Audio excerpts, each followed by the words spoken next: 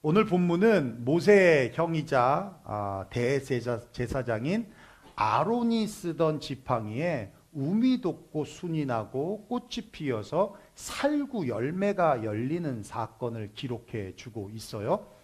여러분, 이건 절대로 가능한 사건이 아닙니다. 여러분, 지팡이는 죽었어요. 생명이 없는 것입니다. 근데 거기에 살구 열매가 맺어졌다? 말이 안 되는 거죠. 지팡이에는 생명이 없습니다. 그런데 어떻게 거기에 생명이 나타날 수 있겠냐는 것입니다. 이 사건은 하나님이 보이신 기적의 사건인데 왜 이런 기적을 보여주셨는지 그 이유를 알기 위해서 우리 바로 앞장인 민수기 16장의 사건을 알아야 합니다. 16장에 보면 어떤 내용이 기록되어 있냐면 레위 자손 중에 고라라고 하는 사람이 있고요. 르벤 자손 중에 다단, 아비란, 온이라는 사람이 있는데 그 사람들이 족장 250명과 규합해서 반란을 일으키는 거예요. 그리고 그 이유에 대해서, 반란을 일으킨 이유에 대해서 16장 3절에 말씀하고 있어요. 우리 한번 읽어볼까요? 시작. 너희가 분수에 지나도다.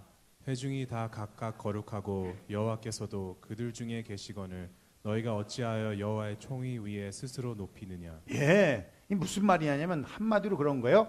모세야, 아론아, 거룩한 거 너희만 거룩하지 않아. 우리도 거룩해. 하나님께서 너희에게만 계시지 않아. 우리와도 함께 계셔. 그런데 왜 우리는 성망에서 물건 나르고 제사를 돕는 일만 하고 너희는 제사장 노릇하고 지도자 노릇하면서 왕대접 받으려고만 하는 거야? 이건 너무하지 않아?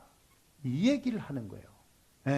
여러분, 어떻게 보면 맞는 말 같아요. 다 거룩하죠. 하나님께서 다 사랑하는 백성들이죠. 그런데 그 내용을 한꺼풀 벗겨서 살펴보면 이게 얼마나 불신앙적인 고백인지를 알 수 있습니다.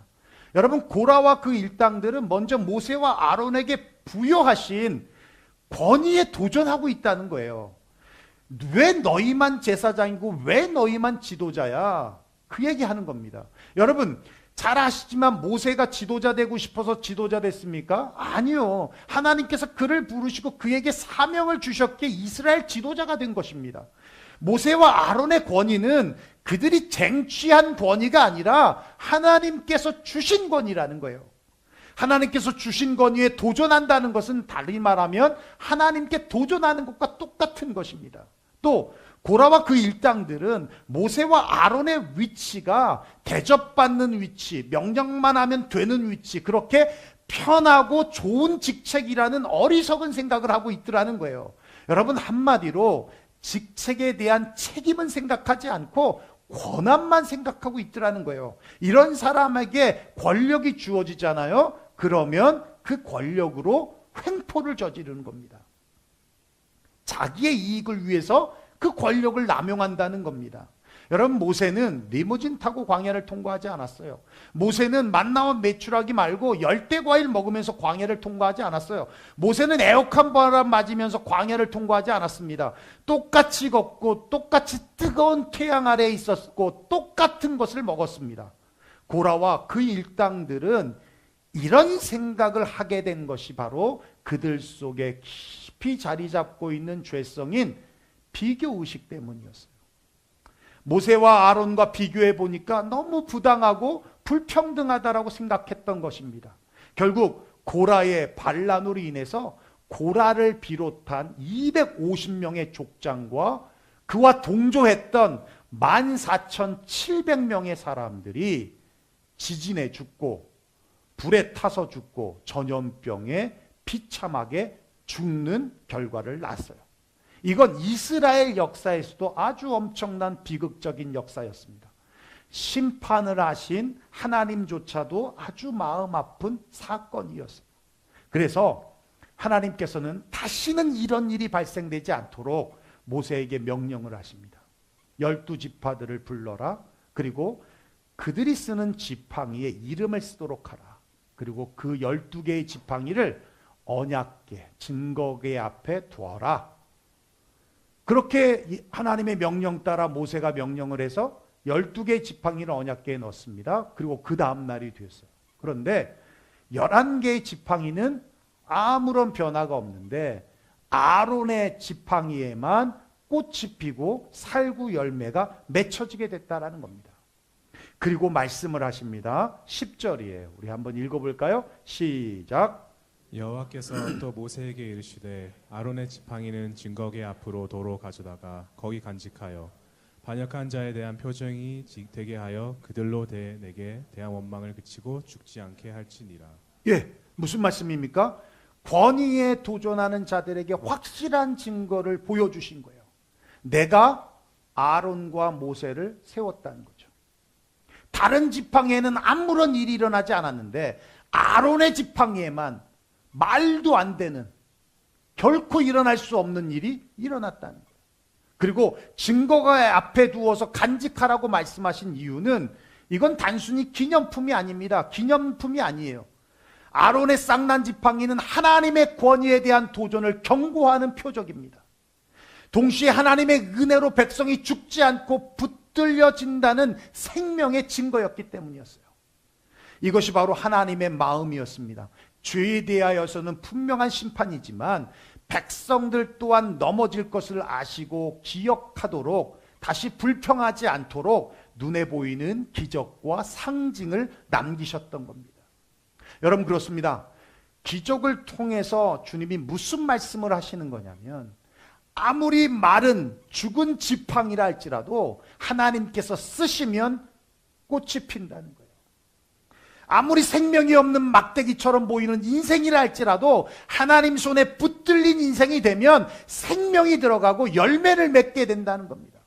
하나님께서 쓰시는 사람, 하나님께 붙들린 사람은 아무리 마른 지팡이라도 죽은 막대기처럼 불가능해 보여도 생명이 살아날 수 있다는 거예요. 불가능이 가능하게 될 수 있다는 사실입니다. 여러분 믿습니까? 손에 붙들린 바 되어지면 신데렐라가 된 거지 소녀라고 불려지는 최에스더 목사님이 계십니다. 이 최에스더 목사님은 정말 어린 시절 불우한 환경 속에서 자랐어요.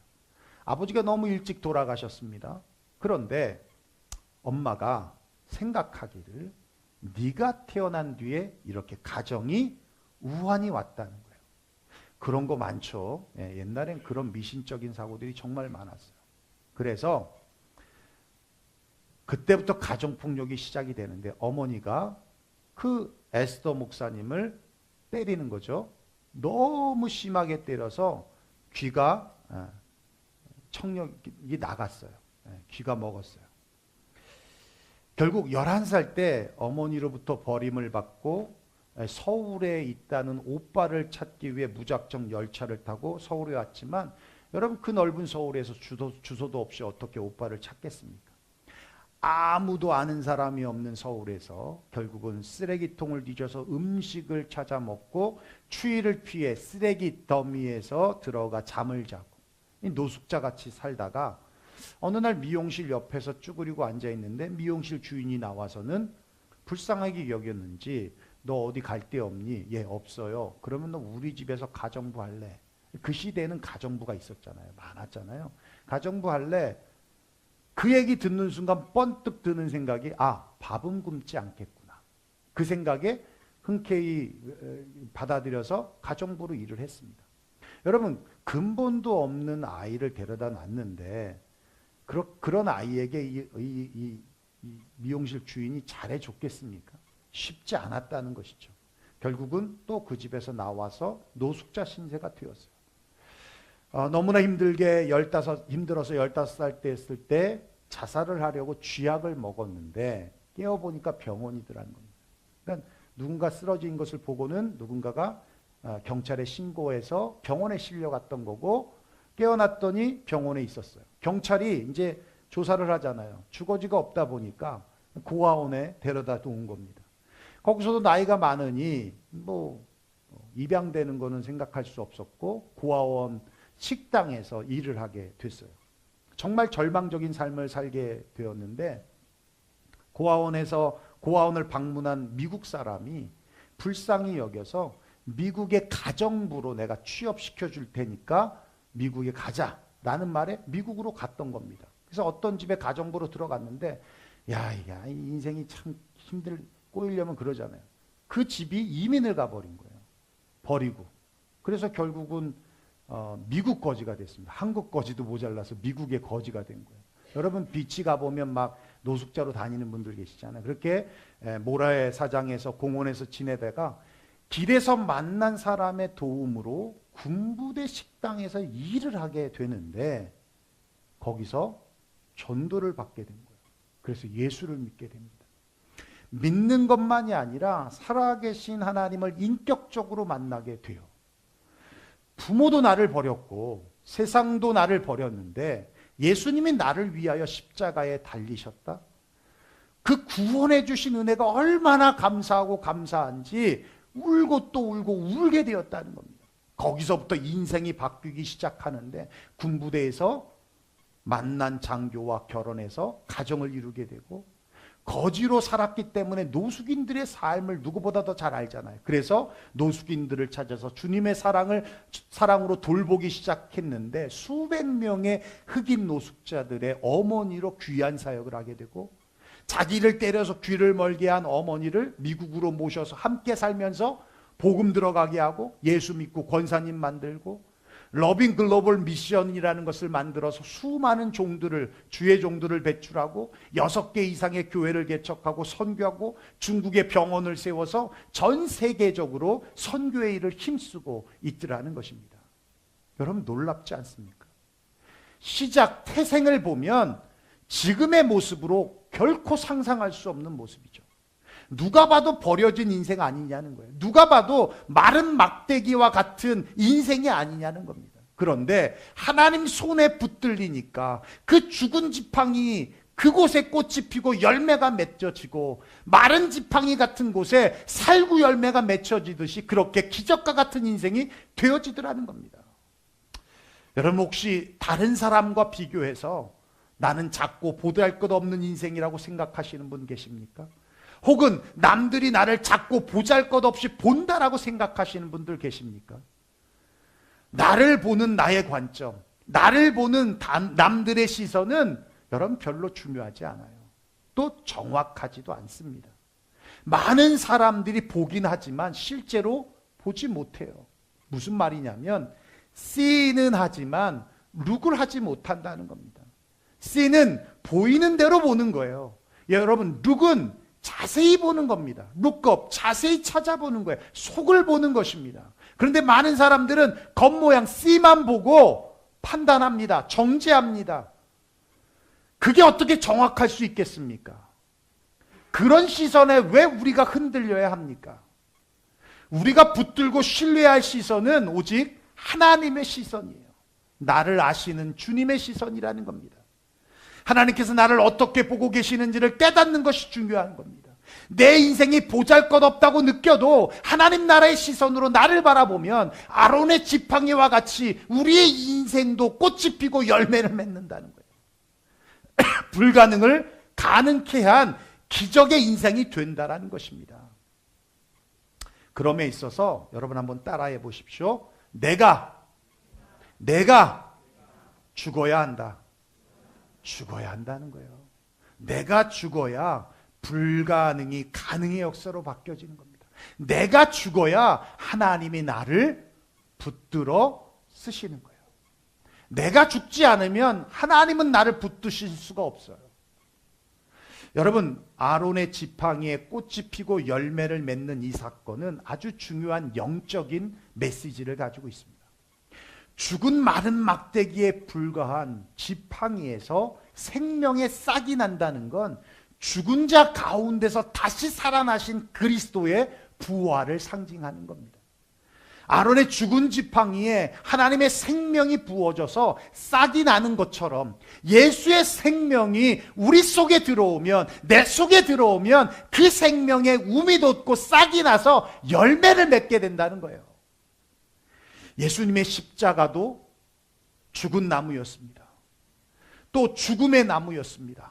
그리고 저주의 나무였습니다. 생명이 없는 나무였습니다. 그런데 거기에 매달린 예수 그리스도를 통해서 더 이상 죽은 나무가 아니라 죽음의 나무가 아니라 저주의 나무가 아니라 생명의 나무가 된 거예요. 그래서 십자가를 보는 자마다 살아납니다. 십자가 복음을 듣는 자마다 그 영혼이 소생됩니다. 심지어는 어떤 분은 십자가에서 광선이 나간다고 해요. 어떤 무당은 눈만 감으면 십자가가 막 떠올라서 그래서 못 견뎌서 결국은 교회를 갔다라고 그래서 개종했다라고 간증하는 무당도 있습니다. 예전에 집회를 하는데 제가 말씀드렸죠. 위궤양을 앓던 친구가 있었어요. 중학교 2학년짜리 아이입니다. 2학년이 무슨 위궤양을 앓겠습니까? 그래서 내가 말했어요. 위궤양이 뭔지 아냐? 위염이겠지 그랬더니 아니라는 거예요. 위궤양이라는 거예요. 여러분 위궤양은 위암 전 단계입니다. 무슨 스트레스를 그렇게 많이 받았길래 위궤양까지 갔겠습니까? 맨날 술 마시나? 그건 아닐 거 아니에요. 그래서 아니라고 했더니 아니랍니다. 자기는 그래서 약을 이만큼 갖고 왔다는 걸 보여주더라고요. 집회를 하면서 안수기도를 하는데 나중에 간증을 해요. 십자가가 자기 등을 뚫고 명치로 튀어나왔다. 그리고는 그 아이가 약을 끊었습니다. 완전히 치료가 됐어요. 여러분 이런 신비한 일이 없어도 십자가는 생명이고 능력입니다. 이 십자가 생명이 우리에게 나타나려면 십자가에서 죽어야 합니다. 철저히 죽어야 한다는 거예요. 죽어야 한다는 것은 깨진다는 겁니다. 우리의 자아가 깨져야 하는 겁니다. 세상적 가치관이 깨져야 합니다. 그래야 십자가 생명으로 거듭날 수 있다는 거예요. 자아가 깨지지 않으면 그냥 계속 시험 드는 거예요. 서운해서 시험 들고 모자라서 시험 들고 계속 시험 드는 인생을 사는 거예요. 근데 자아가 깨어지면 포용성이 생깁니다. 내가 받으려고 해서 시험 드는 게 아니라 베풀어 주려고 한다는 거예요. 나누려 한다는 거예요. 받기 전에 나누려 한다는 겁니다. 그게 분명한 차이가 난다는 거예요. 여러분 만약에 아론의 지팡이가 싱싱한 가지였다면 거기서는 어떤 역사도 나타날 수 없어요. 제가 처음 전도사로 사역했던 교회가 있는데요. 그 교회에 이재열 집사님이라는 분이 계셨어요. 30년 전 일인데요. 그럼 그분이 유학파였습니다. 그 당시 유학파면 대단한 거였죠.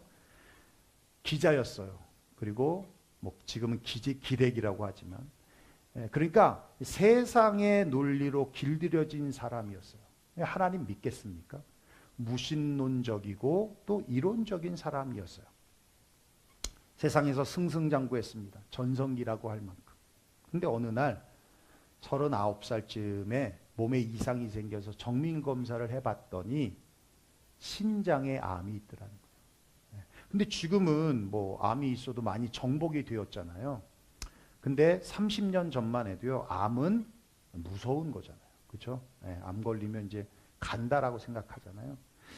의사로부터 진단 결과를 듣고는 아내와 어린 자녀들이 번뜩 생각나더라는 거예요.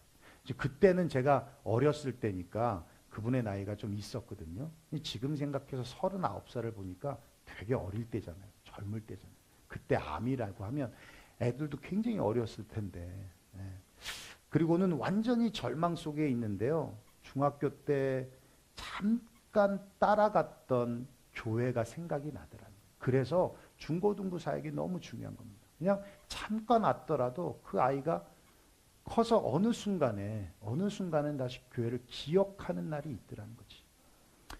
그래서 집에서 아주 가까운, 뭐 쇼핑한 것도 아니에요. 그냥 집에서 가까운 교회를 찾아간 거예요. 새벽 예배를 갔습니다. 앉자마자 눈물이 그렇게 나더라는 거예요. 회개가 터진 거죠. 하나님을 부인하며 자기 잘난 맛에 살았던 자아가 깨지면서 기도가 나오는데 하나님 용서해 주세요. 이 용서라는 단어 쓰는 게 쉽지 않습니다. 세상 사람들이. 살려주세요.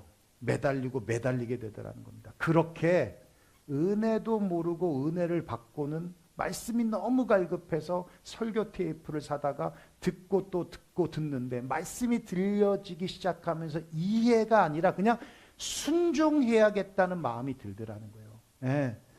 그렇게 며칠을 지내다가 새벽 교회에서 기도하는, 새벽에 교회 가서 기도를 하는데 온몸에요 그냥 전율이 느껴지더라는 거예요. 온몸이 찌릿찌릿하다는 거예요. 그리고 비몽사몽간에 마귀가 쫓겨가는 것 같은 것들이 보이면서 십자가에 못 박힌 예수님을 본 겁니다. 이거 일부 예배는 간증 안 하는데 이제 최근에 제가 한 2주 전에 2주 전에 있던 일인데요. 몸이 너무 아팠어요. 근데 아프면 안 되는 상황이었는데 몸이 너무 아파가지고 막 밤에 끙끙 앓고 있었는데 꿈을 꿨어요. 근데 예수님이 나왔어요. 근데요, 예수님이 나를 꽉 끼워놔 주는 거예요. 포용을. 그 꽉 끼워놔 주는데 진짜 처음으로 그렇게 오랫동안 끼워놔 줬어요. 근데 아침에 일어났는데 하나도 안 아프더라고요. 아이, 그냥 믿거나 말거나. 아이, 일부 그래서 안 했어. 일부는 안 했어. 근데 혹시나 믿을 사람 한 사람 있을 것 같아가지고 얘기했어요. 그래서 선교를 아프지 않게 다녀왔어요. 아, 할렐루야. 난 그 한 분을 보고 한 거야. 한 분을 보고 한 겁니다. 그분이 이분이십니다. 근데 하나님 음성이 들리더라는 거예요. 아들아, 왜 이제 돌아왔느냐? 왜 나를 믿지 못했느냐? 내가 너를 기다렸다라는 말씀이 들리시더라는 거예요. 그러자 눈물 콧물이 번복돼서 회개하며 기도하는데 몇 시간을 했는지도 몰라요. 그리고 일어났습니다. 몸이 너무 가벼운 거예요. 그리고는 그 길로 병원에 갔는데 의사도 놀라고 본인도 놀라고 암이 없어진 겁니다. 할렐루야. 네, 하나님이 치료하신 거예요. 깨끗하게 치료하신 거예요. 그리고 그분이 그렇게 간증합니다. 내게는 암이 축복이었다고. 왜요? 암 때문에 내가 깨어졌어요. 그거 아니면 그 사람 안 깨집니다. 절대 깨질 수 없어요. 조건이나 환경이나 스펙을 보면 깨질 수 없는 사람이에요. 그런데 그렇게 깨지더라는 거지. 여러분, 인간이 참 강한 척해요. 그런데요, 이렇게 약한 겁니다. 인간적인 지식, 이성이 최고라고 생각하고 자존심, 고집, 인본주의적인 가치관으로 똘똘 뭉쳐서 강한 것 같지만 그럼 강한 척하는 거예요. 누구에게나요? 다 약점이 있고요. 누구에게나 다 약한 부분이 있어요. 네, 그 약한 부분, 그 부분을 커버하려고 고집 부리고 자존심 부리고 자존감 세우고 그러는 거거든요. 근데 그거 하나 탁 건드려서 탁 쳐버리면 그냥 여지없이 무너지는 게 인간입니다. 누구나 죽음 앞에선 자꾸 낮아지고 깨어지기 마련이에요. 그렇게 깨어질 때 예수의 생명이 들어가는 겁니다. 여러분 믿습니까? 예수를 믿는다고 하면서 여전히 세상의 근심과 걱정과 염려 속에 살아가고 있다면, 그리고 인간적인 확률로 가능성을 이야기하고 인간적인 계산을 하고 있다면 거기서는요 어떤 능력도 나타나지 않습니다. 여러분, 생명력 있는 열매는 나타날 수가 없습니다. 오히려 불가능은 불가능해지고요, 가능한 것조차도 불가능하게 만들어버리는 거예요. 우리 안에 여전히 예수님이 있음에도 불구하고, 그 생명이 있음에도 불구하고 그런 생명력 있는 삶을 살지 못하는 건 내 속에 품고 있는 예수의 생명에 문제가 있는 것이 아니라 내가 아직 죽지 못했기 때문에, 내가 아직 싱싱하게 자아가 살아있기 때문에, 그렇기 때문에 그런 거예요. 내가 죽으면 열매를 맺게 되어 있습니다. 그래서 감사보다 불평과 불만이 앞사는 거기고, 긍정보다 부정적인 생각에 삶이 지배되는 거예요. 겉모습만 봤지 속모습을 못 보는 겁니다. 코앞에 있는 것만 봤지 멀리 있는 하나님의 비전을 못 보는 거예요. 내가 죽지 않으면 그렇게 된다는 겁니다. 여러분, 단단한 곡식이 부셔져야 빵이 되고요, 포도주, 향수도요 으깨져야 만들어지는 겁니다. 여러분, 우리가 음식을 소화시킬 때도 치아로 먼저 잘게 부서지고 또 위에서 또 잘게 부서져야 소화가 돼서 영양분이 되는 거예요. 그와 마찬가지입니다. 우리 안에 생명의 능력이 나타나려면 깨어져야 하는 거예요. 부셔져야 하는 겁니다. 죽어야 하는 겁니다. 우리 신앙생활은요, 어제보다 오늘 더 죽는 거고요, 오늘보다 내일 죽는 거예요. 저도 죽으려고 계속 나와 기도하는 겁니다. 말씀 보는 거고요. 여러분, 아론의 쌍난 지팡이를 통해서 주님 우리에게 분명한 메시지를 주고 있어요. 하나님께 붙들린 인생은 불가능이 없다는 거예요. 그럼에 있어서 내가 죽어야 한다. 내가 깨져야 한다. 그러면 불가능이 가능의 역사로 바뀌어진다. 여러분 믿습니까? 사랑하는 유영교회 성도 여러분, 이번 한 주간도 주님께 붙들린 인생이 되기를 원합니다. 또 깨지고 부셔지고 부셔지는 한 주가 되기를 원합니다. 그래서 불가능이 가능한 역사로 경험되어지는 한 주가 되기를 원합니다. 그렇게 아론의 쌍난 지팡이와 같이 주님께 one step forward, 한 걸음 더 나아가시는 저와 여러분 되시기를 주의 이름으로 축원합니다. 기도하겠습니다.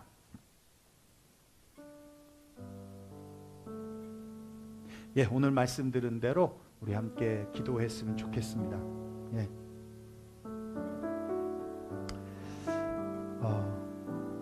2025년 6월 이제 마지막 주 한 주를 남겨놓고 있는데요. 여러분, 작년보다 올해 한 걸음 더 가야 하지 않겠습니까? 구호로만 외치는 원 스텝 포워드가 아니라 한 걸음 더, 한 걸음 더.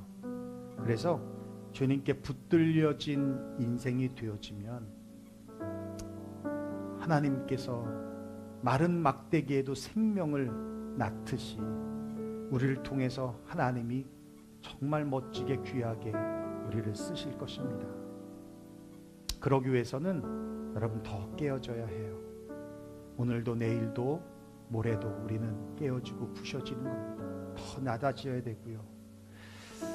그렇게 될 때 하나님이 우리를 쓰시기에 너무 편해지시는 겁니다. 더 깨어지고 더 부셔질 수 있도록 우리 함께 기도했으면 좋겠고, 하나님 손에 붙들린 인생이 되기를 원한다라고 기도해 주셨으면 좋겠습니다. 그래서 아론의 싼난 지팡이와 같이 2025년 주님께 한 걸음 더 나아갈 수 있는 한 해가 되게 해달라고 우리 시간 함께 통성으로 기도하며 나아가겠습니다. 기도하겠습니다. 고마우신 우리 아버지 하나님, 감사와 영광을 주님 앞에 올려